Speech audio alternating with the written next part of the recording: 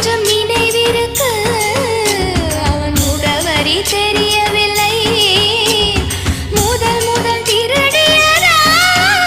என்னை முழுசாய் திருடவில்லை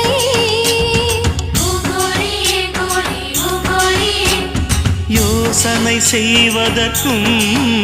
அந்த பூமுகம் நினைவில் இல்லை வாசலில் மறைந்து விட்டாள் அவள் வாசனை மறையவில்லை திருடி சென்றதை திருப்பி தந்தால் அந்த இதயத்தை அவனுக்கு பரிசளிப்பேன் திருடி சென்றவள் திரும்பி வந்தால் மிச்சம் இருப்பதை மீண்டும் திருடச் சொல்வேன் உறவே